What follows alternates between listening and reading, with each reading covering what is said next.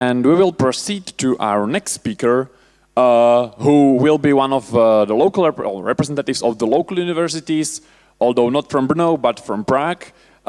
It will be Miroslav Bureš from Czech Technical University in Prague.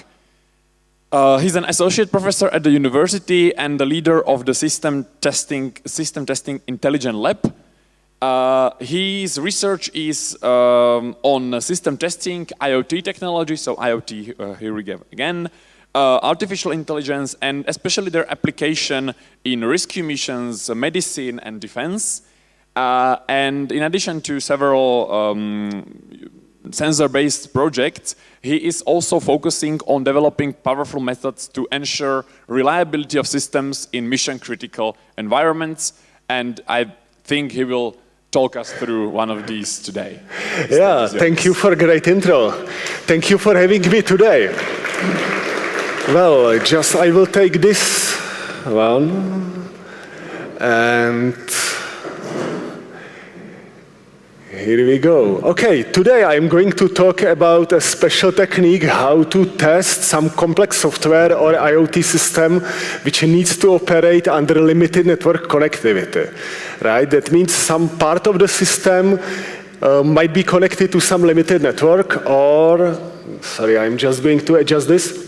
Much better now, I think. Or the users might be connected to a limited or weak network, but still we need to ensure the system works well, it's reliable, behaves nicely to the users, and it doesn't crash, for instance, right? So just a few words about me.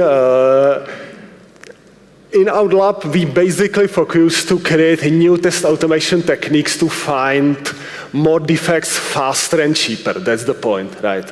And besides this, as my colleague has introduced, we do also some stuff with sensor networks to help in civil and military medicine. And I will use one of these projects we are doing as a running example to explain the stuff I'm going to talk about today. Right, so just to give you some quick idea what we are doing, for instance, some recent Škoda cars are tested by our staff, or we have been doing the strategy and test harness for a new rescue mission planner used by the Czech Police and Mountain Rescue Service, for instance. Or the project I'm going to talk about is from military, and its goal is to aid in the combat casualty care, to increase the survival chance of wounded soldiers. I will tell you very soon. So basically, why to talk about reliability of the system under the limited network connectivity? It sounds like a specialty, but actually it's the topic which is growing in importance, right? Because we are getting more and more used to have the systems available 24/7, practically real time. We assume there is a nice, fine 5G connection everywhere, but in some situations it's hardly the case actually, right? And what adds to this challenge is the growing complexity of the systems, right? The systems are becoming more complex, more integrated from various parts, more integrated to another systems. And well, if you have some system which parts can move or be subject to this weak network, generally speaking, like in IoT systems in smart farming, sea areas, for instance, or even in urban space, you can have some limited network connectivity in tunnels driving the car, for instance. And in addition to this, you have some systems in which design we assume it will be permanently connected, right? Why not? But we need to test it to be sure the system behaves the proper way. So to show the stuff on some real-life example, I will tell you about the sensor network project which I have introduced, the digital triage assistant. Basically, the point is to increase the survival chance of wounded soldiers. We do through it special body sensors. Hey, the laser doesn't work, I guess. Whatever. The body sensors in this version of prototype are strapped on a chest belt, actually, under the ballistic protection of the soldier.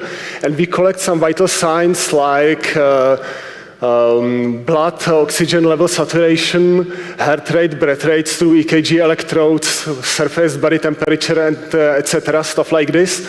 And we transmit this data to some backend part, which can be also mobile, usually mounted to some car in the terrain. And from this data, we try to estimate the soldier's status, right? he's fine, he might be wounded. If he's wounded, how he's threatened on life, basically speaking. In some simple scale, 1 up to 5, to put it later to some user interface. For the combat lifesavers or let's say field medics, we are working on some augmented reality capability in the smart glasses, right? Just to give the guy quick information like man down 2 o'clock, 100 meters, just go there, right? Because you need to interpret the information very quickly. There is no time looking to some tablet, for the position of the soldiers, etc. That's another interface which is in place. In the current prototype, for instance, you see the map, the position of the soldiers and their status. It might be useful for the medic, which is more far away, not the first line, or the officer commanding the mission, right? Then we have another application which shows the history of the vital signs, the vital data, which can be especially useful for the doctors treating the wounded soldiers later, right? The history of the wound is vital to know for them to write diagnosis and optimizing the treatment, right? So that's in a nutshell how the system works. And now why this is great example to show the technique we are developing, how to test the system under the limited connectivity. Because in this system, everything can move, actually.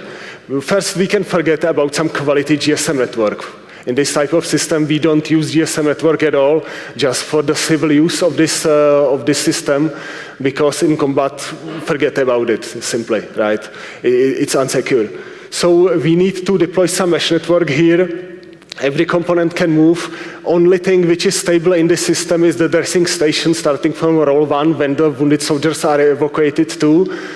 Usually it takes hours to mount it back to the car and drive to some another place, but the rest of the system components are very dynamic, right? And also what adds to this complexity or challenge is we need a stealth mode, right? Because the trouble with the system might be not even, it can get hacked or intercepted. The trouble here is it might be detected at all, right? In some types of operation, we need to keep the radio silence to not expose the soldier's position. So we need to switch the radio off and on and still keep the system running in some transactional manner, right? So now I can show you some examples, some live examples of the situations where the network connectivity might be limited or problematic, to just show the stuff on some live stuff. The first film is taken from the training or the system testing which we done with the guys from the University of Defense just I think 3 weeks ago. Just could you play it, please? Yeah, there is the men down, guys around are taking the perimeter by the book, classical stuff, medevac coming. The soldiers are wearing the body sensors which are sending the vital signs by the radio to the backend part, which is roughly speaking 200 to 100 meters away. And now they are dragging the soldier to the ambulance. And now we are starting to get the idea of what might be the problem there, because the car is a metal cage, right, which might make the radio signal more limited right here. So, and the next troubles are coming, because when the car goes away and it goes more far from the back end, and also, as you will see on the footage, it goes through some hills and forest to the heliport, it also might add to the situation. Signal goes weaker, right? So, for instance, could you play the second one? Here we have another type of the ambulance. It's the footage from another film from the project. This car is much more armored, so this is even capable of blocking the signal completely. So it goes practically offline. We need to cache the data and be sure the system behaves in some transactional manner. Right, so back to the presentation, we need some systematic technique how to test it. Because these tests, as you can imagine, are costly, right? Test case here, who's from the QA, by the way? Who's from the testing here? Just to, okay, not too many people, fair enough. I will try to reduce my jargon to be really understandable right here. So, next slide, okay. what we need to do here is actually make this test set compact, because in this type of systems, and also when I take the example from another system, we have been doing the testware for the rescue mission planner, where the plan means some people with the dogs search for the person lost in the terrain. The test case is not just working something or doing something on the computer. The test case here might be letting some real people running somewhere, measuring the data from the electronics, right? So these type of projects are great motivation to really think about how to minimize the test set, but to keep the efficiency the same. That means the most defects for the minimal price if possible, but still keeping test coverage criteria. That means we need to have some guarantee the test cases will detect some bugs on some certain guaranteed level. That's what's the test coverage about. So how to approach this, what we are doing here, there is a lot of R&D actually. I will skip this positioning because it's not important, I think. There is a lot of R&D in quality of service and quality of network itself, right? Many guys are doing it. We are not duplicating this work. But what's actually missing in this testing business is kind of end-to-end viewpoint on the problem, or integration testing viewpoint, right? So what we do here to make some test cases, we model the problem, right? Come on, I will try to switch on the laser because, here it is, wrong button, sorry for that. So we model the, let's say, generally speaking, business process here as a activity diagram, for instance, decision points, some actions between, and some parts of the systems which serve or handle the actual part of the process might be subject of limited network connectivity, right? This is the part which is handled by some IoT device or user's device, for instance, and here the connectivity might be limited. So we model some probability with which this happens, right? And in composition of the test case, we are interested in the situations when the connection goes out and is restored back again, right? And we need to minimize the test cases. So test case here is just pass through the graph here. And the goal is to create some set of these test cases to satisfy some test coverage criteria, to give the engineers some guarantee we will find some relevant bugs. Yeah. In this project, we define 4 types of these criteria. It's not important in this, let's say, first glance on the technique. But anyway, we need to be sure we follow these situations when the connection is disrupted and restored in some systematic manner and keep the pass minimal, basically. That's the point. So we start with modeling the problem. We have the tool which is called Oxygen. We develop it for a few years, and it contains a number of these, let's say, process testing techniques, which can be used for various purposes. This technique is there as well. You just you have some graphical editor to draw the workflow, the decision points, the actions, the start, and like in the UML, not a rocket science actually. And you model the probability in which the connection can go out. Then you let some machine compute the test cases, and then you can export the test cases or visualize the path in the graph, right? And export the test cases in some open formats to be able to use them later in some testware, in some test management tools, or elaborate on them more. And now a bit, 5 minutes of maths and some highlights how we compute the test cases and some, let's say, interesting points. I'm not going to big detail here. Just first we need to set what is the good test set for us. For what we optimize, actually for, right? So this second line is good for the practitioners. It's total cost of the test cases. As we said, we need to keep the test set minimal, to keep the work minimal, basically, right? So we are trying to create some tests which will be, if possible, short, but still touring these situations when the connection goes out and is restored, right? Then there is a number of algorithms in place which can be used. We are experimenting with the stuff which is starting from graph traversal classics like A-star or Dijkstra, inspired algorithms, this stuff. Then we play with AI. We use, for instance, artificial ant colony, which is nice stuff. We play with genetic algorithm as a part of one PhD project in our lab. And for instance, these ants are nice stuff. It's nature-inspired AI algorithm which mimics the behavior of the ants in the nature, right? When you remember walking in the forest and see some trail of the ants from their nest to some disposed sandwich somewhere to get the food to the nest, they dispose pheromone paths to keep the others on the trail. And the computation is inspired by this principle.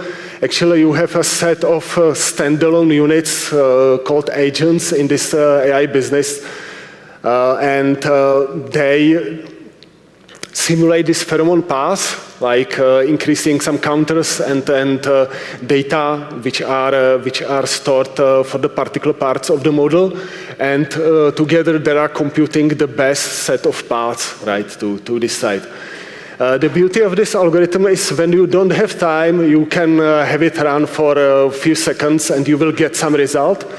But when you are interested, the testing assignment is big. It's about tens of man days and you would like to save.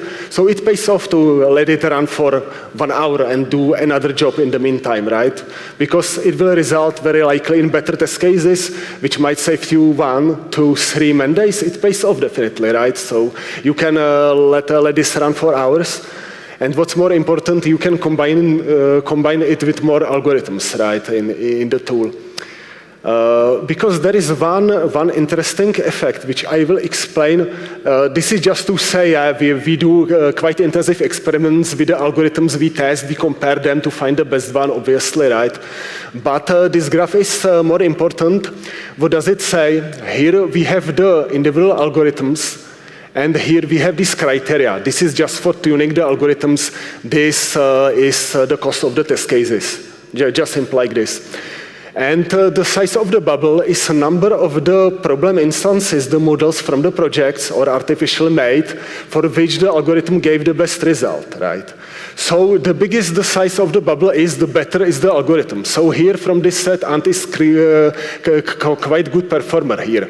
But the point is, in this experiment, we have 150 test cases, right? And the Ant colony optimization algorithm gave the best result only for 120, right? So if you have bad luck and some graphs from some project, some model, if you have bad luck and use this clear winner, still you might not get the best solution because the others, for some reason, perform better. This no clear winner situation is typical for this path-based testing. It's the third time in our lab we have experienced this, and the solution is quite simple, actually.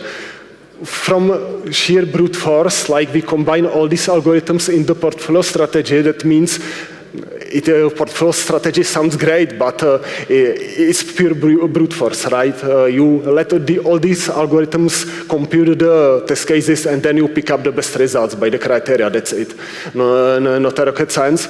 So from this strategy, we can think about more elaborated stuff where the actual beauty begins, right? So we are trying to play with the algorithms, for instance, to adapt for the particular case. It's possible in these AI-based algorithms, this ANS or genetic algorithm, you can tune the constants in the optimization, let's say, machine to adapt to the problem. Especially when you have some training instances, it's great stuff. In search-based engineering, it's a routine for 20 years. In path-based testing, it's quite original, so we are playing with this stuff. And also, the portfolio itself can be adaptive, or the algorithm can be composed from some blocks, for instance, right? Just dynamically how the computation goes, which is kind of more advanced stuff, and I'm not going into these math details, even if it is quite interesting. The message from this is we are investing a lot of time to make this test case computation good, to give you good economic test cases which work well, that's it, right, for the users, right? So to wrap up, when you are doing some project internally or for some of your clients which might operate with a limited network, you will be in this situation. You need to test the system, how reliable it is, when in the situations when the network might be disrupted or limited, and you are thinking hard how to test it to keep the system reliable, just pay me a call, for instance, or drop me an email, because we are doing this stuff. We have spent a lot of time with this, and we would be happy to help, right, to share the experience, right? So that's it from my side. Thank you very much for your attention, and I would be happy to answer your questions. Thank you very much for the presentation. We actually have two questions. The first one is concerning the artificial ant colony algorithm. Does it require an obtainable size of a data set? Yeah, obtainable size of the data set. Well, depends. Actually, it's a directed graph and of relatively small size, right? Because when you have a huge UML model, something is wrong. You need, for testing purpose, you need to decompose it to some manageable parts. So, well, maybe if who asked the question could elaborate it more, I could answer more in detail, I think. So we actually do have some spare time. So if someone wants to expand on the question, I'll be happy to bring up the microphone. I can't see a hand up. So yeah, anyways, in that case, just feel free to reach out to Miroslav. It's just my sheer stupidity. I haven't got it, so sorry for that. All right, the second question. It's concerning the health checking of the soldiers. Does it require personalized model or a general model is good enough? Yeah, that's $1 million question. Actually, this is the most difficult part of the project because the human body is quite complex mechanism and it's about just a rough estimation, right? We have some data sets from MIT for which we are going to let's say, train some more elaborated model, just not classical triage algorithm, which is used by the integrated rescue system, for instance. And if there should be some individual decisioning, I think, yeah, it might help to be more accurate. Yeah. And it's a good question. We have been dealing with this question already, and it's about size of the data set. The trouble with this project is data from wounded soldiers, and it's very hard to get, right? So we need to, that's why I'm talking about estimation of soldier status, not determining, right? That's it. All right, thank you for the answers, and thank you again for the talk. Thank you.